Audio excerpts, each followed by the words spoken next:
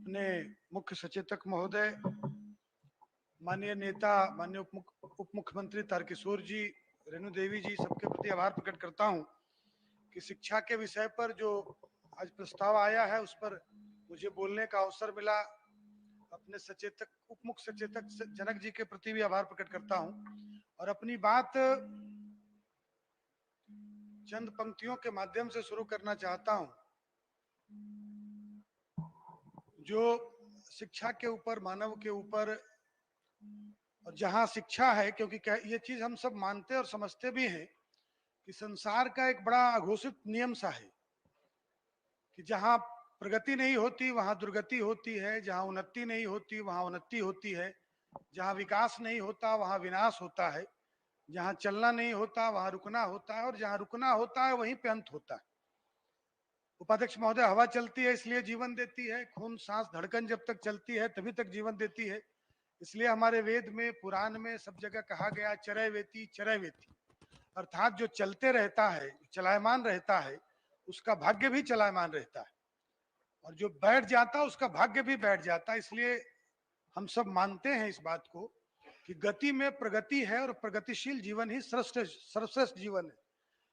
उपाध्यक्ष महोदय, कई मित्रों ने चर्चा की शिक्षा के ऊपर, और शिक्षा में जो निरंतर विकास हुआ है उसके ऊपर लगातार चर्चा हुई, अच्छी चर्चा हुई,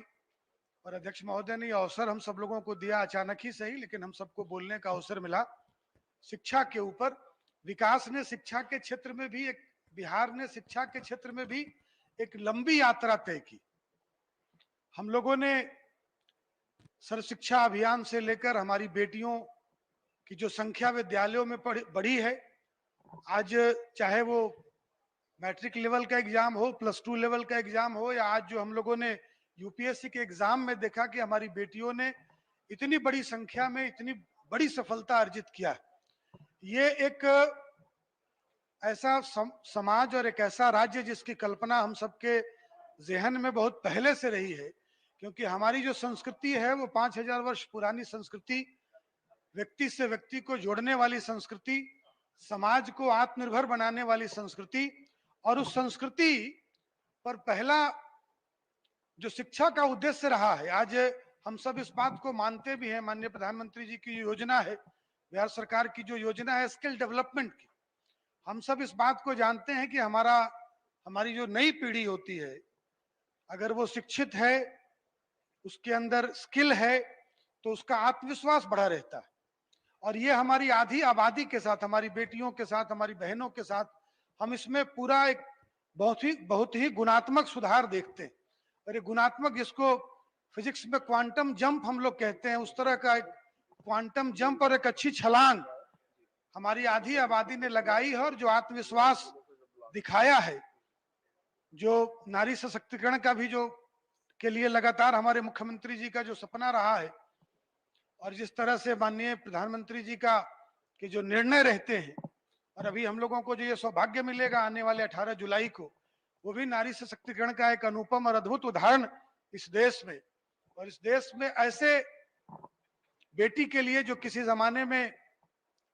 तमाम मुश्किल हालातों को फेस करके आज भारत के संसदीय लोकतंत्र में सबसे बड़ी कुर्सी पर जिनका आरोहण होना है, वो भी मैं समझता हूं कि ये सतत प्रक्रिया जो चली है उसी का प्रकटीकरण है। और उसी के प्रकटीकरण में आज हम सबको भी, अब राजकुमार भाई ने एक बड़ी अच्छी चर्चा की और दिनकर जी के चंद पंक्तियों के माध्यम से चर्चा की, तो मानव के ऊपर और मानव के अंदर जो तमाम संभावनाएं हैं उसके ऊपर दिनकर जी ने बड़ी खूबसूरत पंक्तियां लिखी है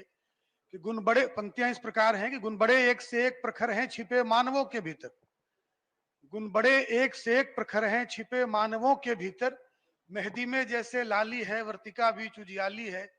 बत्ती जो नहीं जलाता है रोशनी नहीं वह पाता है। बिहार के शिक्षा मंत्री जी को मैं धन्यवाद देना चाहता हूं, और माननीय मुख्यमंत्री जी को भी, एनडीए की सरकार को, कि जिस तरह से, जिस संवेदनशीलता के साथ तमाम विषयों को ग्रहण करते हैं और उसमें कैसे गुणात्मक सुधार लाया जाए, इस जो व्यवस्था हमारे पास उपलब्ध है उसमें किस तरह से बेहतर किया जाए, इसके प्रति बहुत ही संवेदनशील रवैया रहता है। और बिहार के लिए बहुत अच्छा संयोग मैं मानता हूं कि बिहार को एक बहुत ही संवेदनशील और बहुत ही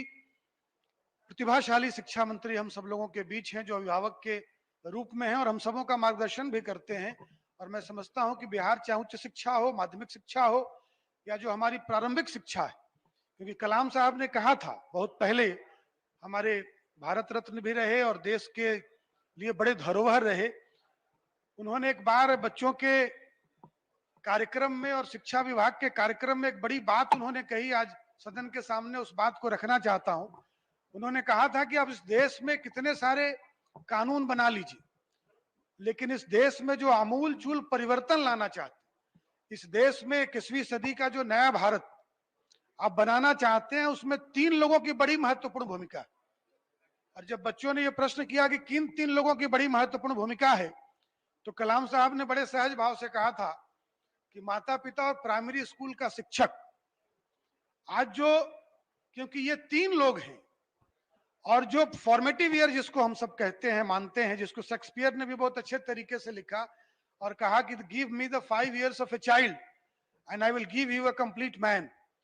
तो हम पूरब के लोग हैं और चीजों को समझते हैं। हमारे शरीर में 7 चक्र हैं, हमारे फॉर्मेटिव ईयर्स भी 7 साल के होते हैं। और इस फॉर्मेटिव ईयर में जो हमारी प्रारंभिक शिक्षा है, जिसको गांधी बाबा ने बुनियादी शिक्षा की चर्चा की, हमारी बुनियाद की शिक्षा, क्योंकि ये कहा जाता है कि अगर अगर गेहूं में कीड़ा बाहर से मंगवाओगे, भुना हुआ चरित्र क्या बाजार से ले आओगे। तो फॉर्मेटिव ईयर्स में एक बहुत बढ़िया सर्वे आया कि एक बच्चा आने वाले समय में कैसा बनेगा, ये 7 वर्षों में, शुरू के 7 वर्षों में तय हो जाता है। और मानव के जीवन में हर 7 साल में परिवर्तन है उपाध्यक्ष महोदय। 7 में है, 14 में है, 21 में है, 28 में है, 35 में है। शरीर भी 35 के बाद मानव शरीर भी डिक्लाइन होने लगता है। तो जिस तरह से हमारे बिहार के विद्यालयों में जो हमारे गरीब बच्चे थे, वंचित बच्चे थे, अनुसूचित जाति के बच्चे थे, दलित समाज के बच्चे थे, उनका जो इंक्लूजन इतनी बड़ी मात्रा में स्कूल में आने का जो काम शुरू हुआ है, ये नए बिहार के निर्माण में, नए भारत के निर्माण में मैं समझता हूं कि बहुत ही महत्वपूर्ण भूमिका निभा रहा है। और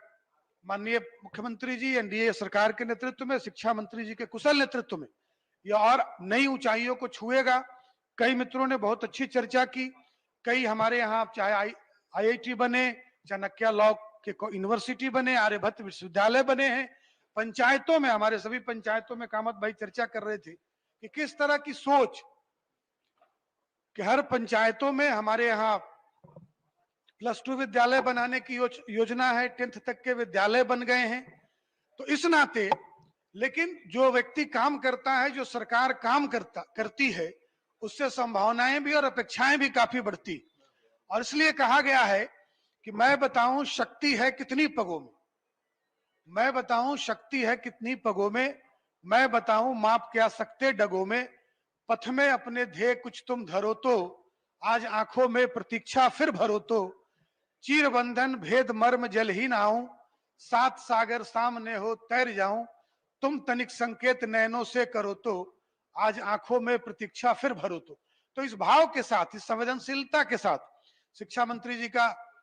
इनकी जो जिद है कि वतन की रेह मुझे एड़िया रगड़ने दे, वतन की रेह मुझे एड़िया रगड़ने दे, मुझे यकीन है पानी यही से निकलेगा। तो इसी व्यवस्था के तहत माननीय शिक्षा मंत्री जी ने जो आज अनुपूरक बजट लाया है और इसकी जो मांग की है, उसके समर्थन में हूं। और मुझे जो बोलने का अवसर दिया,